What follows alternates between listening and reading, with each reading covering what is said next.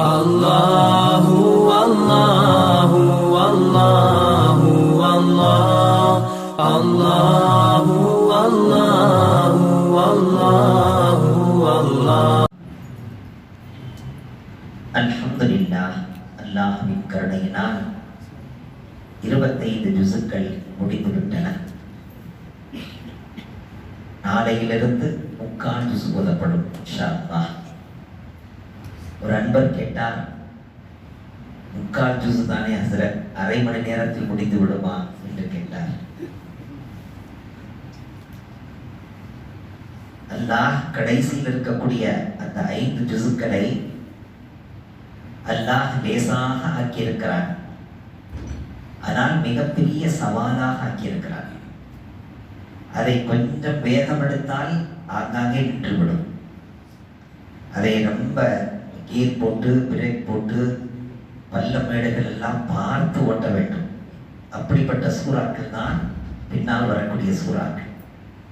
எனவே ஆச்சரியப்பட்டு கேட்பார்கள், பின்னால் உள்ளதெல்லாம் லேசுதானே, ஏன் தொழுகை அதே நேரத்தில் முடிகிறது? உண்மையிலேயே அந்த காலம் மிக மிருதுவாக, மிக நளினமாக, மிக ஜாக்கிரதையாக ஹேண்டில் செய்ய வேண்டிய சூறாக்கள். அதிலும் அந்த சூறாக்கள் எல்லோருக்கும் மரணத்திலும் இருக்கும். அதை மிக அழகாக ஓத வேண்டும். அப்படி ஓதும் போதுதான் அது தெளிவாக நாவிலே வரும். கொஞ்சம் அவசரப்பட்டாலும் கூட அது வாயிலே குடர்படியாகிவிடும்.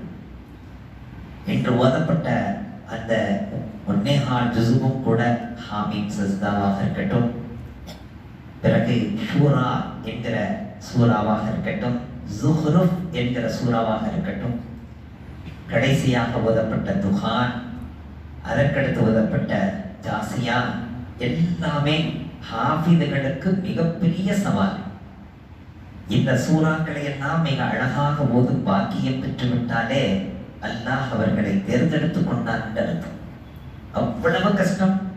காரணம், பல ஆயத்துகளை குர்ஆனில் உள்ள இன்பங்கள்லாம் ஒவ்வொரு ஆயத்துகளிலிருந்து ஒன்னோடு இணைத்து அங்கே ஒரு ஆயத்தாக அல்லாஹ் அங்கே அருளியிருப்பான். எனவே இதை ஓதும் போது அங்கே சென்று விடும். இன்னொரு இடத்திலே வந்தால் அது வேறொரு இடத்திற்கு கூட்டிட்டு போகும். பிறகு அவர்களை எல்லாம் இழுத்து கொண்டு வந்து கரெக்டாக பொருத்தி ஓத வேண்டும். நாம் ஓதுவதில்லை, அல்லாஹ் ஓத வைக்கிறான். நமது நாவிலே அல்லாஹ் ஓதுகிறான். நான் ஓதுகிறேன், அல்லாஹ் குர்ஆனிலே சொல்கிறான். நான் ஓதுகிறேன், நீ வாயை அசைத்துக் கொண்டிரு என்கிறான். லா துஹர்ரிக் பிஹி லிசானக லிதஅஜல பிஹி இன்ன அலைனா ஜம்அஹு வ குர்ஆனா ஃபஇதா கரஅனாஹு ஃபத்தபி குர்ஆனா. நபியே நாயகமே, அவசரப்பட வேண்டாம். எங்கே மறந்து விடுமோ என்று நபி அவர்கள் அவசரப்படுவார்கள். அல்லாஹ் சொல்லுவான், ஜிப்ரீல் அலைஹிஸ்ஸலாத்து வஸ்ஸலாம் அவர்களிடத்திலே, சொல்லுங்கள் நபியை, அவசரப்பட வேண்டாம் என்று சொல்லுங்கள். கல்விலே பதிய வைப்பது நம் வேலை. நாம் போதுவோம், அவர்கள் வாய் அசைத்தால் போதுமானது.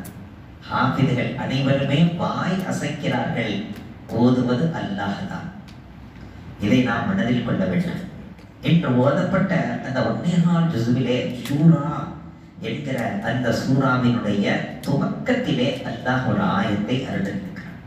فَكَذَلِكَ أَوْحَيْنَا إِلَيْكَ قُرْآنًا عَرَبِيًّا لِتُنذِرَ أُمَّ الْقُرَى وَمَنْ حَوْلَهَا. நபியே நாயகமே, உங்களுக்கு நாம் குர்ஆனை வஹியாக இறக்கி வைத்திருக்கிறோம். லிதுன்திர உம்மல் குரா வமன் ஹவுலஹா. உம்மல் குரா என்றால் மக்கமா நகரம். மக்கமா நகரம் நீங்கள் பிறந்த ஊர். அந்த ஊர் வாசிகளுக்கும் அருகில் இருக்கக்கூடிய பல ஊர் வாசிகளுக்கும், இன்னும் இந்த ஊரை தழுவி இருக்கிற எல்லா நாடு நகரங்களுக்கும், இன்னும் உங்களின் மூலமாக மூளை முடுக்கெல்லாம் போவார்களே உங்களுடைய தோழர்கள், அவர்கள் அந்த ஊர்வாசிகளுக்கும் எச்சரிக்கை செய்ய வேண்டும் என்பதற்காக, அதே நேரத்தில் சுப செய்திகளையும் சொல்ல வேண்டும் என்பதற்காக நாம் இந்த குர்ஆனை உங்களுக்கு நாம் இறக்கி வைத்தோம் என்கிறார்.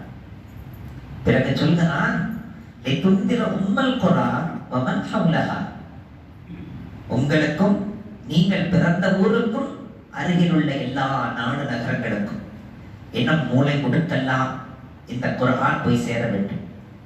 அப்படியே போய் சேர்ந்தாலும் ஃபரீகுன் ஃபில் ஜன்னதி வ ஃபரீகுன் ஃபிஸ் ஸஈர், அதுல நம்மட்ட ஏற்பாட்டில் உள்ளவர்கள் சுவனம் செல்வார்கள், நமது ஏற்பாட்டில் ஏற்பாடானவர்கள் நரகம் செல்வார்கள். ஒரு பிரிவு சுவனம், இன்னொரு பிரிவு நரகம் தான். இந்த குர்ஆன் மூளை முடுக்கெல்லாம் போய் சேர்ந்தாலும் சரி, ஹிதாயத் நமது கையிலே வைத்திருக்கிறோம். அதை நாம் எந்த நேரத்திலும் எவருக்கும் தருவோம்.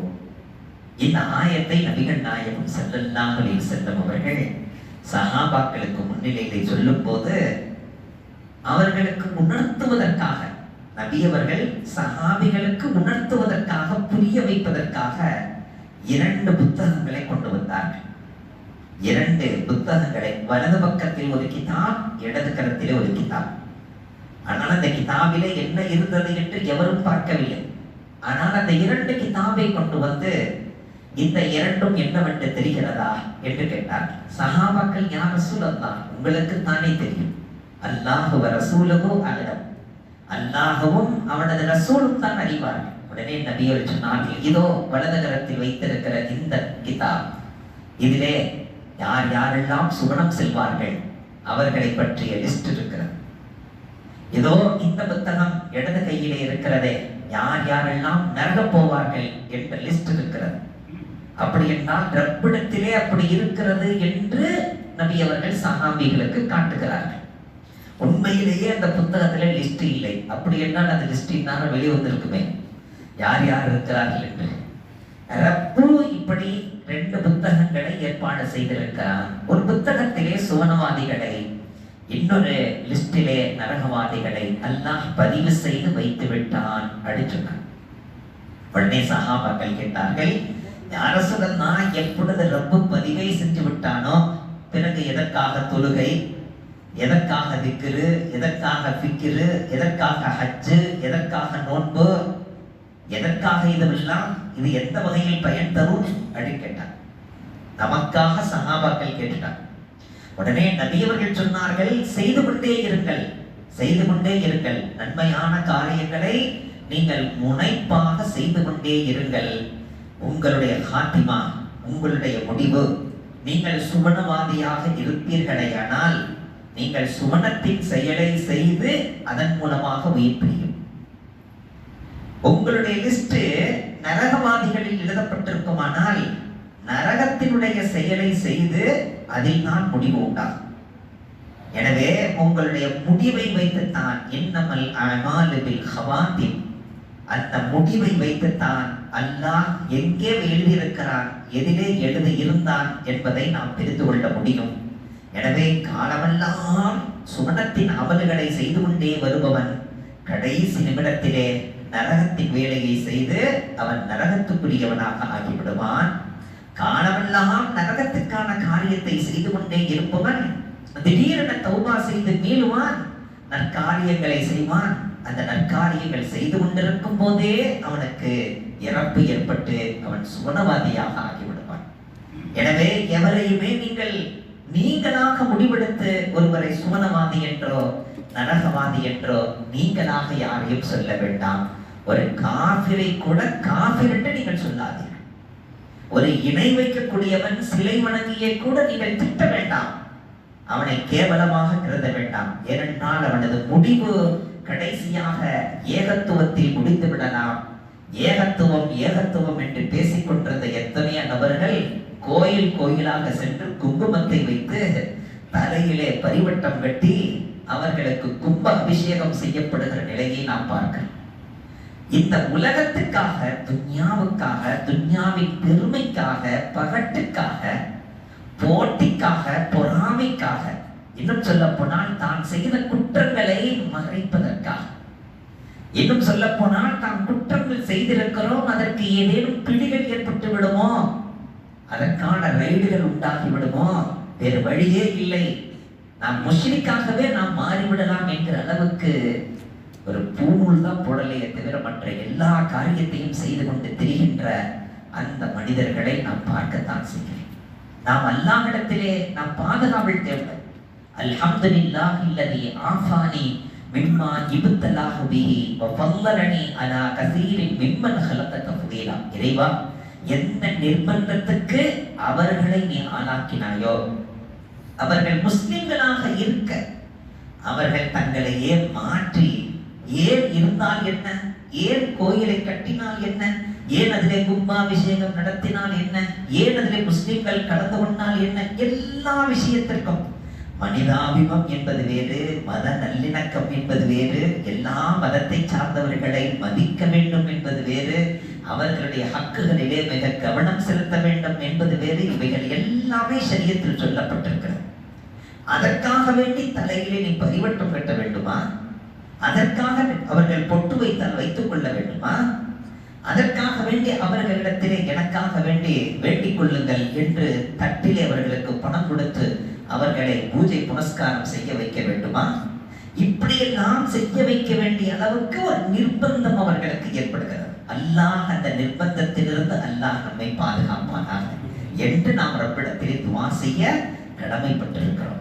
நினைத்து பாருங்கள், நஸ்ரீன், தஸ்லீமா நஸ்ரீனை நினைத்து பாருங்கள். ஒரு நல்ல டாக்டராக இருந்தால், ஆனால் அந்த பெண்ணை பெற்றெடுத்தவர்களுடைய நிலை, அந்த குடும்பத்தின் சூழல், அவள் வளர்க்கப்பட்ட விதம், அவள் முஸ்லிமாக இருந்து கொண்டு அவள் சொன்னால், நான் டாக்டராக இருக்கிறேன், அறிவுள்ளவளாக இருக்கிறேன், எனக்கு நானே முடிவெடுக்கும் தகுதியுள்ளவளாக இருக்கிறேன், எனக்காக வேண்டி எந்த குர்ஆனும் முடிவு தேவையில்லை, முடிவெடுக்க வேண்டிய அவசியம் இல்லை, எனக்காக வேண்டி எந்த ஷரியத்தும் எந்த முடிவும் எடுக்க தேவையில்லை, எனக்காக வேண்டி எந்த குருமார்களும் மத போதர்களும் கவலைப்பட வேண்டிய அவசியம் இல்லை, எனக்கு நான் கவலைப்பட்டுக் கொள்கிறேன், என்னை நான் பார்த்துக் கொள்கிறேன், என்னை பார்க்க வேண்டும் என்பது உங்களுக்கு கட்டாயம் இல்லை, எனது வயிறு, எனது கர்ப்பம், அதிலே யாருடைய சக்தியை வேண்டுமானாலும் நான் சுமப்பேன், அதற்கு எனக்கு அதிகாரம் இருக்கிறது, அதை தடுப்பதற்கோ ஒடுக்குவதற்கோ உங்களுக்கு எந்த அதிகாரமும் இல்லை என்று அவள் வெளியே வந்தபோது அவளுக்கு பச்சை கம்பளம் விரித்து அயல் நாடுகள் வரவேற்றன. இப்படிப்பட்ட பெண்ணு தானப்பா எங்களுக்கு வேணும். இஸ்லாத்திற்கு எதிராக முஸ்லிமாக இருந்து கொண்டே இஸ்லாத்திற்கு எதிராக பேசக்கூடியவள் தான் எங்களுக்கு வேண்டும் என்று பச்சை கம்பளம் விரித்து வரவேற்றார்.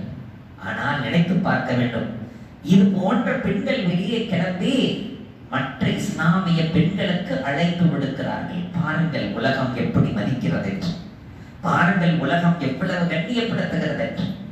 உடனே அக்காவும் தங்கையும் 2 பெண்கள், சமீபத்திலே 2 இஸ்லாமிய பெண்கள் நாட்டியம் என்ன, பாடல் என்ன, எல்லாவற்றிலேயும் பொது ஜனங்களுக்கு மத்தியிலே, பாருங்கள் நாங்கள் வீட்டினுடைய தடைகளை உடைத்து வெளியே வந்து விட்டோம், உலகம் எங்களை எப்படி மதிக்கிறது பாருங்கள், நீங்களும் அப்படியே வெளியே வாருங்கள் என்று அழைப்பு விடுக்கும் வகையிலே அந்த பெண்கள் நடக்கிறார்கள். எல்லா பாடல்களையும் குர்ஆன் மனனத்தில் இல்லை, யாசின் மனனத்தில் இல்லை, அர் ரஹ்மான் மனனத்தில் இல்லை, குர்ஆனில் உள்ள எதையும் மனனம் செய்யவில்லை. உலகத்தில் உள்ள எல்லா பாட்டுகளையும் மனனம் செய்து அதை பொதுமக்களுக்கு மத்தியிலே பாடி அந்த பாட்டின் மூலமாக பிரயோஜனத்தை பெற்று உலகத்திலே பெருமளையும் அடைய வேண்டும் என்று நினைத்து படுகுழியிலே போய் விழுகிறார்கள். மற்ற இஸ்லாமிய பெண்களையும் பாருங்கள், இந்த உலகம் நம்மை மதிக்கிறது, ஷரியத் ஷரியத் என்று கிடக்காதீர்கள், வெளியே பாருங்கள் என்று ஃபரீகுன் ஃபில் ஜன்னதி வ ஃபரீகுன் ஃபிஸ் ஸஈர், நரகத்துக்குரிய காரியத்தை செய்து அல்லாஹ்வுடைய கோபத்தை பெற்றுக் கொண்டிருக்கிறார்கள். கையிலே எடுத்தால் மட்டையை விளையாண்டால், பாருங்கள் என்னை உலகம் எப்படி மதிக்கிறது, நீங்களும் பாருங்கள், மட்டையை தூக்குங்கள், விளையாடுங்கள், நீங்களும் ட்ரெஸ்ஸிலே வித்தியாசத்தை காட்டுங்கள், மார்க்கம் என்று கிடக்காதீர்கள், வெளியே வாருங்கள் என்று மார்க்கத்திலிருந்து நம்மை வெளியாக்கும் அபாயங்கள் நிறைந்த உலகத்திலே நாம் வாழ்ந்து கொண்டிருக்கிறோம். ஆண்களாக இருந்தாலும் பெண்களாக இருந்தாலும் ஷரியத்தின் பிரகாரம் கடைசி காலம் வரையிலும் வாழ்ந்து, முக்மினாக வாழ்ந்து, முஸ்லிமாக வாழ்ந்து, முக்மினாக உறங்கி, முக்மினாக எழுந்து, அனைத்திலேயும் கடந்து முக்மினாக மரணிக்கும் பாக்கியத்தை பெற்றுவிட்டால் அதுதான் உண்மையில் பாக்கியம். அல்லாஹ் அந்த பாக்கியத்தை